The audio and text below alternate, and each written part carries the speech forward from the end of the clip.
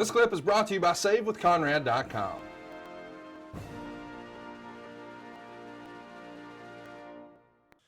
Here's one from Taylor. How was your backstage interaction with Sting when you first arrived in TNA in late 06? Was he happy you were there? Did it take a while for him to open up with you? How was he behind the scenes?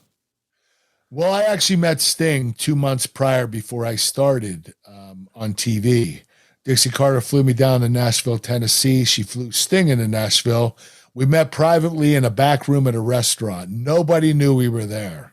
And it was strictly just so I could meet Sting and talk to him and get to know him. And we hit it off from the start. We got along perfectly well. We had a lot in common. He was just one of the most humble people I've ever talked to.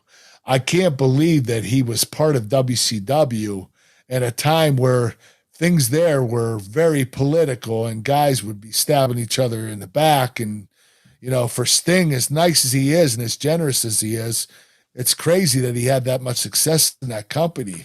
That's just outlandish. But he's such a great guy. He's one of the most solid guys I've ever met.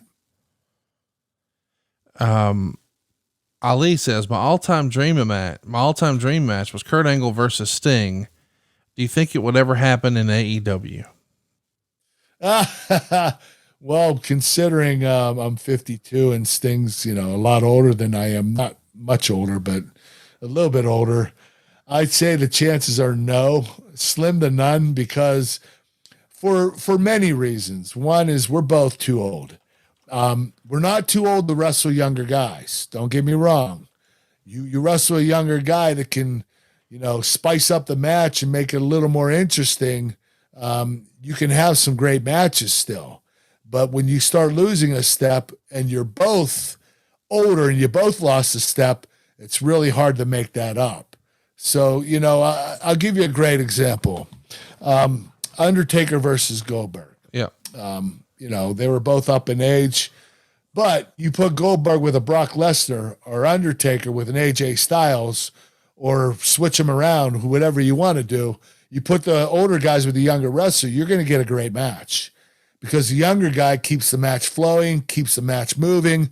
You have to have that type of movement in the match. So having two older guys that should be most likely should be retired, but they can still go, it's going to be a lot more difficult to have a successful match like that.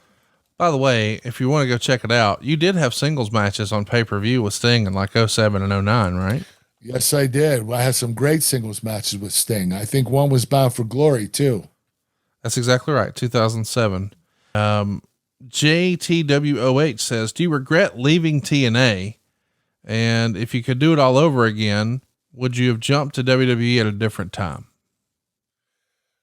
I didn't have a choice to jump to WWE. They weren't ready to take me back. I had to show that I could be consistent in my recovery.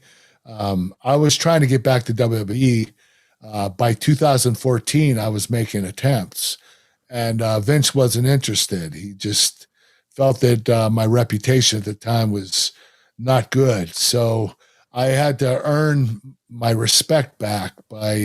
his respect back by staying clean for a few more years. So I wanted to go back earlier, even though I love TNA and I loved my work in there, and I love Dixie Carter to death. She's an awesome boss. But she knew that I wanted to go back to WWE to finish my career. And I didn't get back there till, I believe, 2017. So it took me a few years to gain back Vince's trust. Hey, it's Conrad Thompson. Thanks for checking out the podcast here on YouTube. Be sure to hit the subscribe button and the notifications bell so you get a notice anytime we upload some new content. And go save yourself some money right now. If you're in a 30-year loan or you have credit card debt, it's not a matter of if I can save you money. It's a matter of how much. Find out right now for free at SaveWithConrad.com.